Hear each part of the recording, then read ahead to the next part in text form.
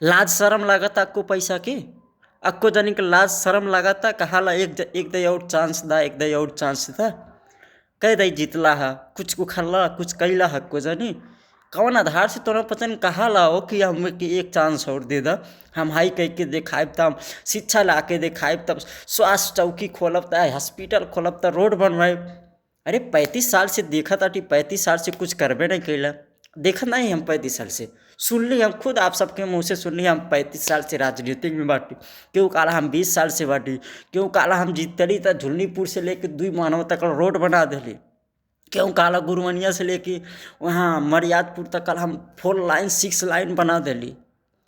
अरे बाप रे बाप, एकरी माने सड़क विभाग और सरकार कुछ कहबे ना कैलस। सब नेता लोग कहीं ना पूरा हाईवे रोड बन गई, पूरा ट्रेन चलला। हाउ का कहला भारत में बंदे तो ट्रेन आइल ओहो चले लागल हमरे मरछवार में, और झुल्लीपुर से लेके 2 महानवा तक। अमीन जाके देखा 2 महानवा का रोड देखा, जाके मरछवार की रोड देखा, पूरा जिला रूपंदेहिया का रोड देखा, जौन लोकल रोड बकुल जाके देख ला। कहा तो ना पचन कौन अधिकार से कहला कि हम विकास कैले हटी हो? हाँ, कौन अधिकार से कहला? हमेशा जब देखे तब कहला कि हम हई कह के देखाए, भाऊ कह के देखाए। जब जीत के जे नहीं कह पाइल, जब चुनाव आवाला तो सब पार्टी इकट्ठे हो जाला। केहू बलात्कारी कह के हे पड़ला, केहू पार्टी चेंज करला, केहू का करला। नेतवे पता नहीं का कराना। जब चुनाव खत्म हो जाला तब फिर विवाद में चल जाला, जब चुनाव वाला तब फिर इकट्ठे हो जाला। और जब उठल रहा उन्हार में एकदम ओकर बुराई करी, एकर बुराई करी, ओकर बुराई करी। नेतवन के यह चाल बा जनता के बेवकूफ़ बनावे, जनता के हमेशा लूटत खात चल जाइल बा, लूटते खात रही। हमेशा कहला कि हम कह के दिखाए, भाऊ कह के दिखाए, लेकिन आज तक कुछ कैले नहीं बा। मरछवार में इतना पढ़ल लिखल बाटे सब, इतना ज़्यादा पढ़ल लिखल। हम तो जानते कि एरिया में पूरा सबसे ज़्यादा लिखल पढ़ल मरछवार में बाटे, लेकिन मरछवारे के सब बेवकूफ़ समझाला। बेवकूफ़ समझिए, लेकिन जनता के नहीं समझ में आवता ना। आप नेता चेंज करा का, नेता चेंज करा, पार्टी चेंज करा। पुरान नेता पुराना दल वह जौन उठल बाटे, जौन जीतल बाटे, खाली वही वोट देव। अरे 1000 रुपया के पेट्रोल डाल दहल, 1000 रुपया के दारू पिए दे दहल, 100 रुपया मासू दे दहल, 150 रिचार्ज छोड़ दहल, ला 5 साल की सज़ा काटाया। वो सज़ा तारे भरनाई पूरा घर परिवार की सज़ा हो जाला। तो अब कि भैया सोच समझ के वोट दी है। हम तो यह कहा, इहो नहीं कहा कि फलाने के वोट दिया, ढेकाने के वोट दिया, लेकिन हम यह कहा जे जीत गई बा मरछवार से, जे मरछवार क्षेत्र नंबर से जीत गई बा, क्षेत्र नंबर से हम चारा भरनाई कहा, पूरा रूपंदेही जिला कहा कि जे जीत गई बा, जे वहाँ के 5 साल 10 साल पूरा अपन राजनीतिक कह के दिखा दिले बा, ओके तो एक कतई वोट न दिया, कतई वोट न दिया। हम नहीं कहा कि फलाने या ढकाने, लेकिन ये कहा जरूर जे नया पार्टी आयल बा, नया पार्टी भी घंटी के छोड़ दिया, घंटी की भी वोट न दिया।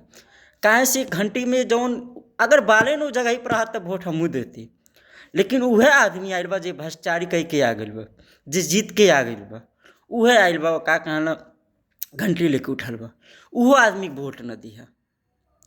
जौन स्वतंत्र से जे कब्बो जीतले नहीं बा, ओके वोट दिया। जे शिक्षित बा, जे पढ़ल लिखल बा, जे समाज के लिए, जे मधेश के लिए, जे किसानन के लिए आंदोलन कैले बा, ओके वोट दिया। जे तहरे लिए, तहरे फैमिली के लिए, तहरे गांव समाज के लिए कोनो भला कह सकला, ओके वोट दिया। जे आज तक कुछ कैले नहीं बा, ओके घर कुछ न दिया, कुछ वोटवे न दिया। दुबारी पाई तो ओके उसे सिर्फ 3 सवाल पूछिया कि जीतला तक कैला का? इतना साल तू रहला, चला तू 5 साल रहला, जीतला 5 साल में हमरे लिए का कैला, हमरे लड़का के लिए का कैला? हमार लड़का इतना पढ़ल लिखल बा, का कैला ओकरे लिए? हमरे लिए तू का कैला? हम किसान होइला, अपने में सवाल कर लीजिए, हम किसान होइला, आज जौन 600-700 रुपया खाद मिले वाला बा, वो का कहले 1800 रुपया यूरिया हो गया बा। यूरिया 1800 रुपया हो गया बा, वो मिले वाला नहीं बा टाइम से। डाई के समय में यूरिया, यूरिया के समय में डाई, धान के सही में गेहूँ, गेहूँ के सगे में धान। यह होता हमारे मरछवार में, हमारे जिला रूपंदेही में। रूपंदेही भर में नहीं, पूरा नेपाल में होता है। लेकिन सबसे ख़त्म रोड जहाँ पे बा, तहाँ जिला रूपंदेही में बा। गांव समाज काहे से, गांव समाज में रोड जाके देखा, हर जगह मधेसी बाटे, हर जगह जहाँ मधेसी बाटे वहाँ रोड नहीं बा, जहाँ मधेसी बाटे वो पानी की व्यवस्था नहीं बा, जहाँ मधेसी बाटे वहाँ शिक्षक व्यवस्था नहीं बा, जहाँ मधेसी बाटे वहाँ स्वास्थ्य के व्यवस्था नहीं बा, जहाँ मधेसी बाटे खाली वहीं भर खाली खाली परेशानी बा और कहूँ परेशानी नहीं बा। हर एक चीज़ के परेशानी जौन बा तौन मधेसी बा। अब मधेसी पूरा नेपाल के विदेश भी, नेपाल और विदेश भी सबकर पेट पालता, मधेश पालता। ये बतावा खेती पाती के करता? कौन नेपाली खेती पाती करत हैं? जहाँ हाईवे रोड बा, जहाँ शिक्षा बा, जहाँ हर एक चीज़ की व्यवस्था बा, वहाँ खेती नहीं होता। खेती कहाँ होता? यहीं मरचवार में होता, यहीं कपिलवस्तु रूपंदेही, वहाँ का कहना पश्चिम साइड या पूर्व साइड, खाली यही बार खेती और कौन खेती ना होता। धान गेहूँ जितना भी होता सब यहाँ से रूपंदेही कपिलवस्तु सब यहाँ से सब हार जाता काठमांडू।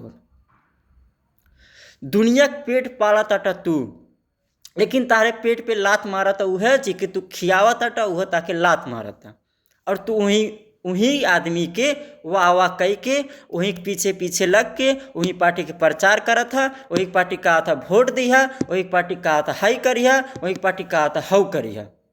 अब फिर दिमाग नहीं खुलल तो कबो जिंदगी में तो ना पचन कुछ नहीं कह पैबे, रह जावा इनकर उनकर चटते रह जावा।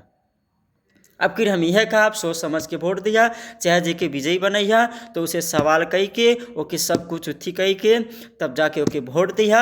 हम यह कहा और कुछ न कहा, बस यह कहा कि तारे सम्मान के लिए, तारे बाल बच्चे के लिए, तारे बाल बच्चन के शिक्षा के लिए, तारे स्वास्थ्य के लिए, तारे किसानन के लिए खाद माल बीज की व्यवस्था जे कह सकला, नहर पानी के बिजली की व्यवस्था कह सकला, रोड की व्यवस्था कह सकला, तो ओकरे के वोट दिया और केहू वोट न दिया। फेंके वाले बहुत फेंका था कि हमें एक चांस था, हम ही कह के दिखाए। जब निर्वाचित पे रहेगी क्यों कुछ ना कह पाई, तो फिर एक चांस कैसे, कौन आधार से एक चांस देव, कौन आधार से एक चांस देव? अगर चांस दे चल गईला तू बिलाज चल जाबा, वो बाजी मारत चल जाइए, तू चांस दे चल जाएगा तो बाजी मारत चल जाइए। तो हम ये कहा भैया राधे राधे, सोच समझ के वोट दिया। नमस्कार।